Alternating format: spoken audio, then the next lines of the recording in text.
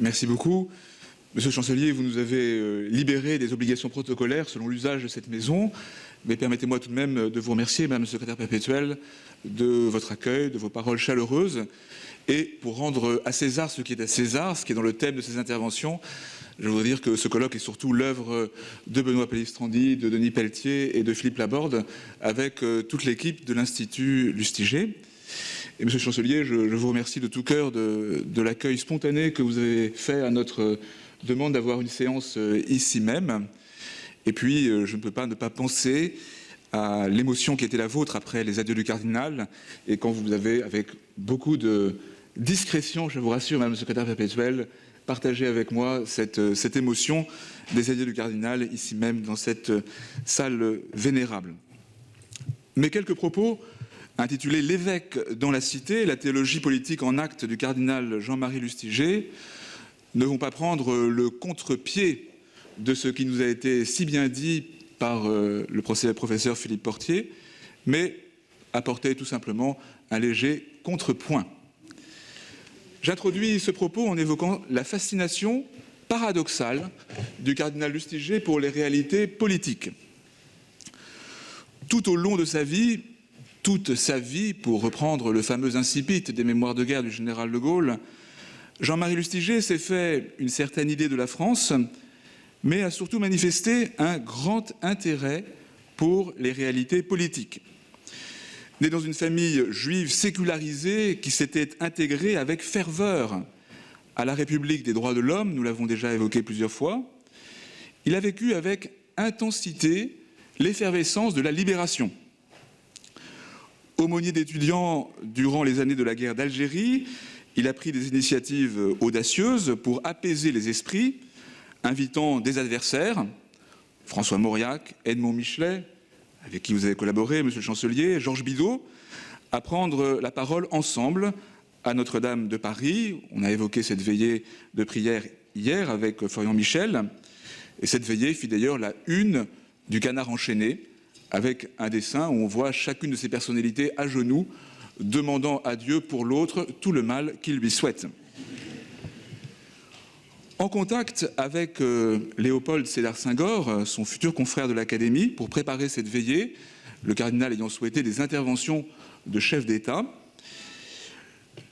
le cardinal est invité à l'initiative du président du Sénégal tout juste indépendant à un dîner d'État à l'Élysée. L'aumônier de la Sorbonne, revêtu de sa meilleure soutane, comme il le raconte dans Le Choix de Dieu, à l'occasion de dialoguer quelques instants avec le général de Gaulle, qu'il considère, il le dit aussi dans Le Choix de Dieu, comme un homme fabuleux, celui qui a rendu à ses compatriotes l'honneur d'être français. Auprès du général de Gaulle, le cardinal, encore aumônier, plaide la cause des étudiants africains avec une simplicité et une énergie qui s'avéreront efficaces. Il y a parfois dans la culture catholique du rapport aux politiques une sorte de défaitisme anticipé et délibéré. Il y a chez le cardinal un désir d'efficacité. Devenu archevêque de Paris, des années plus tard, Monseigneur Lustiger dépasse d'emblée la peur d'être catalogué à droite et le malaise vis-à-vis de la gauche qui brouille traditionnellement, si j'ose dire, les contacts politiques de l'épiscopat français. Installé dans sa charge à la fin de la présidence de Valéry Giscard d'Estaing, il établit à partir de mai 1981 une relation personnelle et profonde, on l'a dit, avec François Mitterrand.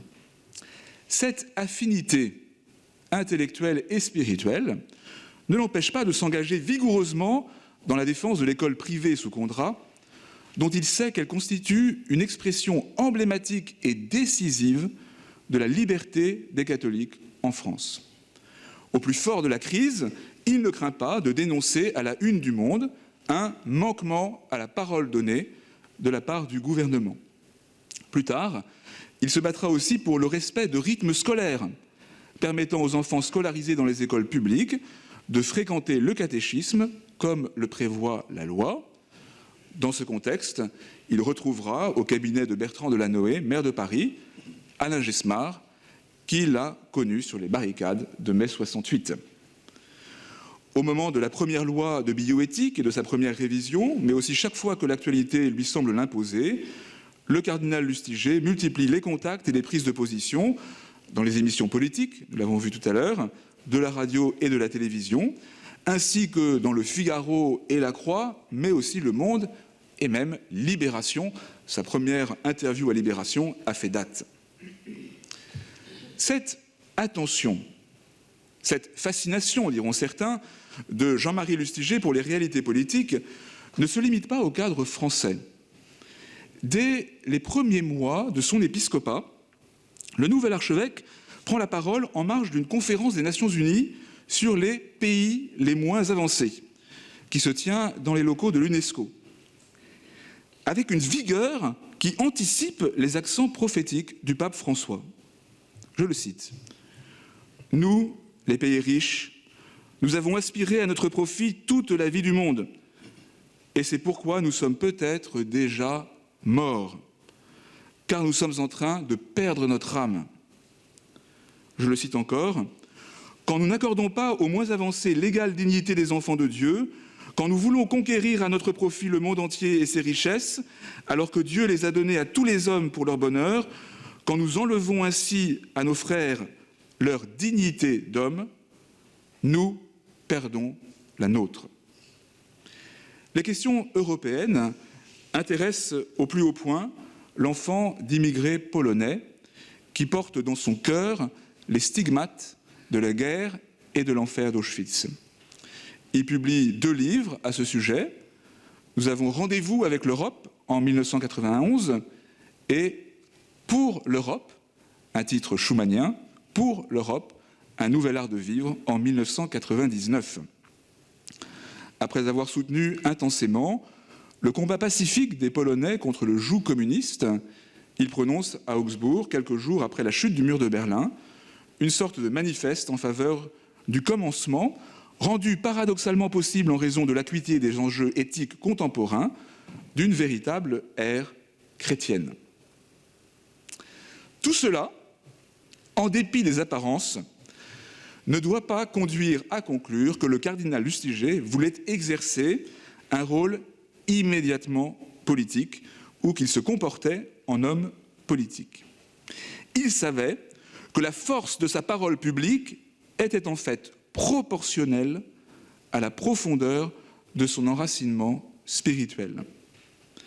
Il ne cherchait pas à jouer au roi, pour reprendre les catégories bibliques qui ne cessaient de l'habiter, mais à assumer pleinement, le professeur Portier l'a dit il y a un instant, sa responsabilité de prophète.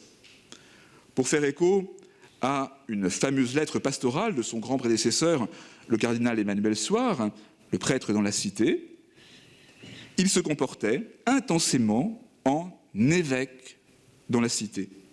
Cette position apostolique, au sens fort du terme, reposait sur 3 convictions théologiques et spirituelles vigoureuses que je vais développer un instant. La primauté du royaume de Dieu, le caractère décisif de la liberté religieuse, Philippe Portier a conclu sur ce point, la dignité de la personne humaine comme don et comme tâche à accomplir. Et donc d'abord, la primauté du royaume de Dieu. C'est l'expérience manifestement très décevante, à ses yeux, des lendemains de la libération qui a libéré Jean-Marie Lustiger d'une certaine fascination pour les réalités politiques. Il l'exprime lors des obsèques de cette figure emblématique de la résistance et du gaullisme que fut Jacques Chaban-Delmas, en évoquant, je le cite, « l'espérance folle d'un monde différent qui ne serait plus jamais comme celui qui nous avait précédés. Somme toute, d'un monde nouveau, d'une société nouvelle. » Allusion évidemment à la nouvelle société qui serait, quelques années plus tard, après la libération, l'idéal de ce Premier ministre. D'un mot, continue le cardinal Lustiger, nous n'étions pas loin de croire que ces temps nouveaux de la libération avaient quelque chose à voir avec le royaume de Dieu. J'ai appelé cela une tentation, et je maintiens ce mot, car le règne de Dieu, c'est le règne de Dieu, et non ce que les hommes construisent. Ainsi, Jean-Marie Lustiger, en dépositaire intransigeant de la tradition biblique, dénoncera-t-il constamment l'idolâtrie possible du politique, elle-même sous-tendue depuis les Lumières par la tentation d'idolâtrer la raison, au point d'ouvrir la voie, selon lui, au grand totalitarisme du XXe siècle. Cette sévérité lustigérienne à l'égard des Lumières, évoquée aussi il y a un instant, qui s'est cristallisée au moment du bicentenaire de la Révolution en 1989, fait évidemment débat. Il y avait chez le cardinal, à l'esprit plus intuitif que discursif, une certaine propension à l'hyperbole ou au raccourci. Mais à une époque où la tendance à naturaliser la perspective eschatologique du royaume de Dieu était largement répandue chez les chrétiens eux-mêmes, il lui semblait indispensable de faire écho à la force proprement salvifique de la Bible et de l'Évangile. La parole de Dieu retentit dans le temps présent pour le libérer de l'enfermement maléfique en lui-même. Il est trop facile et peu fécond de se laisser aller à une transposition sécularisée des enseignements de la révélation, d'en faire une réduction morale. L'Église, écrit-il dans le choix de Dieu, a le devoir de se placer toujours d'une façon claire du point de vue non seulement de la conscience morale, mais aussi de la foi. Jean-Marie Lustiger estime la responsabilité politique, mais soutient qu'elle n'est exercée avec justesse que lorsqu'elle se laisse mesurer par ce qui la dépasse. Voilà pourquoi il s'astreint à commenter de près les Écritures, sans se laisser aller à des propos de circonstance, au risque d'ailleurs parfois de dérouter ses auditeurs qui les attendent, lors de la messe annuelle de rentrée des parlementaires à la basilique Sainte-Clotilde, à laquelle il accorde une grande importance et à laquelle il a travaillé à donner une ampleur renouvelée. Comme les sermons d'un curé de Paris, évoqués par le père Jean-Baptiste Arnaud, les 6 sermons aux élus de la nation, qui contiennent les homélies des 6 premières messes de rentrée des parlementaires de son épiscopat, constituent une hymne à la parole de Dieu qui éclaire d'autant mieux le royaume des hommes que celui-ci n'est pas confondu avec le royaume des cieux. Deuxième point, la liberté religieuse, première de toute liberté, de toutes les libertés. Cette primauté salutaire du point de vue de la foi, du royaume de Dieu, se traduit chez Jean-Marie Lustiger par un sens aigu de la liberté religieuse, pierre angulaire de toutes les libertés, comme aimait à le rappeler aussi Jean-Paul II. Par sa formation familiale et scolaire, on l'a dit, dans les écoles de la République, le cardinal est à l'aise avec la laïcité française, à condition qu'elle ne soit pas restrictive. Elle ne constitue pas un principe de séparation entre l'Église et la société, mais seulement entre l'Église et l'État. Et cette séparation institutionnelle entre l'Église et l'État doit être assumée dans ces 2 dimensions. Pas d'indiscrétion de l'Église dans le fonctionnement des pouvoirs publics et réciproquement. Le cardinal était intraitable sur ce 2e point. C'est ce qui l'a conduit à se déclarer, à la surprise de beaucoup, réservé sur la création par le gouvernement du Conseil français du culte musulman en 2003, qu'il qualifie sur RTL de bonapartisme de mauvaise aloi, au risque de mécontenter et de réconcilier à son détriment le ministre de l'Intérieur d'alors, Nicolas Sarkozy, et le président de la République de ce moment, Jacques Chirac. C'est également ce qui justifie sa grande réticence à l'égard d'initiatives interreligieuses de la part des pouvoirs publics, cédant, selon lui, à la tentation de se faire, je cite sa formule malicieuse, les grands prêtres de l'interreligion nationale ou municipale. Ce sens de la liberté religieuse et d'une laïcité à la fois circonscrite et réciproque n'est pas exclusif du souhait d'un dialogue plus suivi entre l'Église et les pouvoirs publics. Au contraire, puisque la juste place de chacun permet et appelle une relation plus intense et constructive. Ainsi, Philippe Portier l'a évoqué il y a un instant, le cardinal contribue-t-il notablement à la naissance de l'instance de dialogue Église-État en 2002, dans le contexte providentiel d'écuménisme politique de la deuxième cohabitation entre Jacques Chirac et Lionel Jospin. Cette instance de dialogue, modeste certes, n'en constitue pas moins une véritable et fragile innovation institutionnelle, à mi-chemin entre le concordat et l'ignorance, au moins de façade, d'une pure séparation. Lors de la session de 2003 de l'instance de dialogue, sous la présidence de Jean-Pierre Raffarin, cette fois-ci à l'hôtel Matignon, le cardinal Lustiger déclare « L'Église ne revendique pas l'autorité de César. L'État sait bien que son pouvoir ne s'étend pas à ce qui n'appartient qu'à Dieu, les consciences où se fonde la dignité de l'homme. » Quand Lustiger dit « l'État sait bien », il pense surtout « l'État devrait savoir ».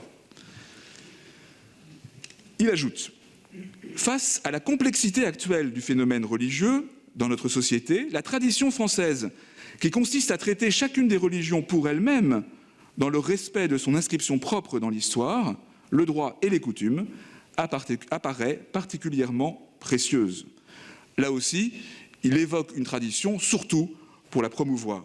Ainsi est mise en lumière une autre dimension de la vision lustigérienne de la liberté religieuse. Elle doit respecter la diversité des religions, qui ne sont pas religions exactement de la même manière, comme telles, parce qu'elles sont, et dans leur inscription historique et culturelle dans notre pays. J'en viens à ma troisième partie, intitulée « Devenez digne de la condition humaine », ouvrage de 1995 que vous avez évoqué tout à l'heure, monsieur le chancelier. La liberté religieuse n'est pas seulement nécessaire pour la vie paisible des églises, elle est décisive pour la société elle-même, car elle constitue, selon le cardinal, la garantie par excellence de la dignité de la personne. Ceux qui sont les dépositaires de la tradition biblique, qui s'ouvrent sur la création de l'homme à l'image et à la ressemblance de Dieu dans la Genèse, et s'achèvent sur la vocation de l'humanité à se rassembler dans la paix et la gloire de Dieu dans l'Apocalypse, en passant par l'exigence évangélique du service prioritaire des plus pauvres dans l'Évangile selon saint Matthieu, ont la mission providentielle d'être en permanence les avocats de la dignité intangible de toute personne humaine. Cette position de l'avocat implique non seulement la défense de convictions vigoureuses, mais aussi, dans l'espace démocratique dont le cardinal assume pleinement les exigences, une capacité à la discussion rationnelle, ainsi qu'une stratégie de communication et d'action. C'est le paradoxe Lustiger, ou en tout cas un des nombreux paradoxes Lustiger. La coïncidence entre l'interpellation prophétique verticale la plus vigoureuse et la conversation horizontale la plus ouverte, dans la joie du débat respectueux et la gravité de la confrontation rationnelle sur des sujets majeurs. L'attention du cardinal à la dignité de la personne s'exprime aussi dans son mode de relation avec les responsables politiques. Quand il rencontre un président, un ministre, des parlementaires, il ne se borne pas à défendre un dossier, mais il amorce un contact spirituel, dans la lumière plus ou moins diffuse du dialogue paradigmatique entre Jésus et Pilate. C'est ce qui rend les rencontres avec Lustiger à la fois fascinantes et redoutables pour bien des politiques. Ils sont touchés par son itinéraire spirituel et l'intensité de sa foi, mais déstabilisé par l'injonction à se convertir sans retard et sans réserve qu'il incarne. Les archives de l'Institut Lustiger conservent plusieurs notes rédigées par le cardinal à l'intention de Jean-Paul II pour préparer des rencontres entre le pape et tel ou tel président ou Premier ministre. L'archevêque du Paris y évoque à peine le détail des questions conjoncturelles à aborder, mais brosse plutôt un portrait spirituel des personnalités que l'évêque de Rome s'apprête à accueillir, attentif aux attentes et aux besoins spirituels auxquels, pense-t-il, la force charismatique du pape polonais est susceptible de pouvoir répondre. Bien que lecteur de Braudel et conscient des acquis de l'école des Annales, Jean-Marie Lustiger est convaincu, je le cite, que ce sont les hommes qui font l'histoire et qui portent la responsabilité du salut temporel et spirituel des peuples. C'est aussi pour cela qu'il donne de l'importance aux obsèques de responsables politiques, qui jettent sur les personnes engagées au service de la collectivité, mais aussi sur ceux dont ils ont eu la charge, les lumières de l'éternité. Comment oublier, vous l'avez évoqué, monsieur le chancelier, la messe célébrée à Notre-Dame, à l'intention de François Mitterrand. Le cardinal Lustiger y place les chefs d'État du monde entier devant leur responsabilité morale et spirituelle à l'égard de la dignité de tout homme. Je cite la gravité de son questionnement. Pourquoi l'essentiel qui conditionne la vie des peuples et de l'humanité entière a-t-il désormais si peu de place en notre civilisation?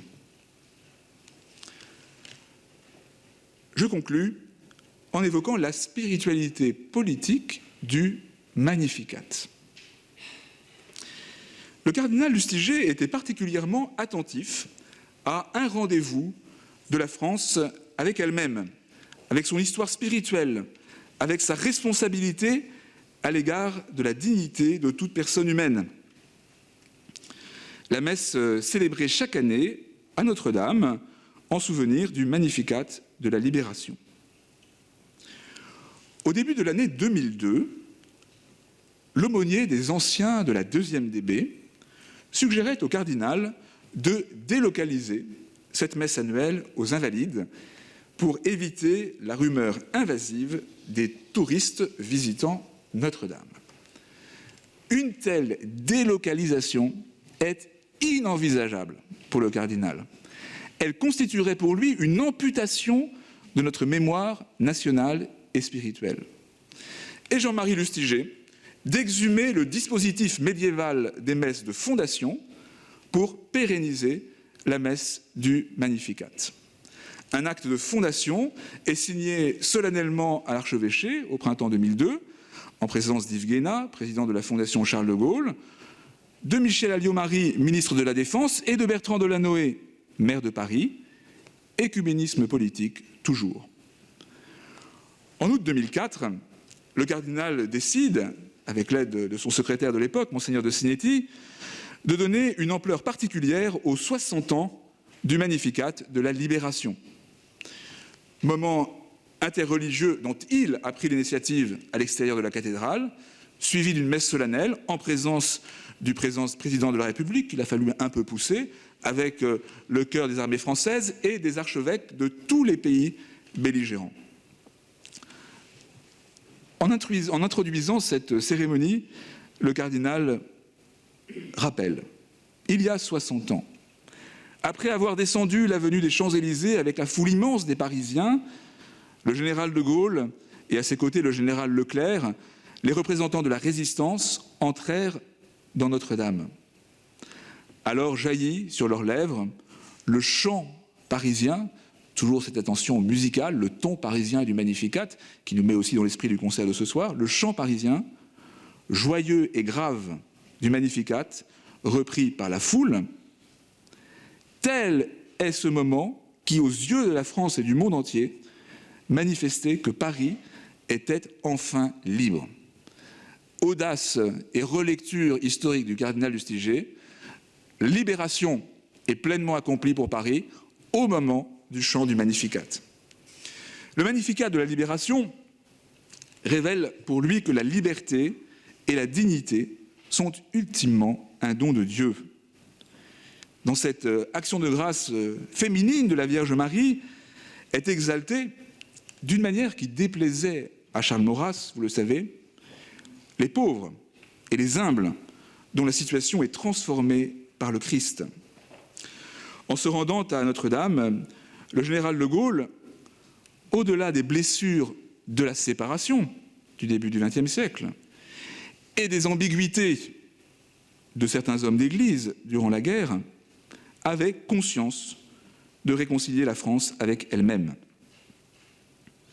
Le cardinal juif, pour reprendre la formule de Maurice Druon, le cardinal juif et polonais, a voulu durant toute sa vie être un témoin et un serviteur en France de la force politique de la tradition biblique, source ultime de la liberté et de la dignité.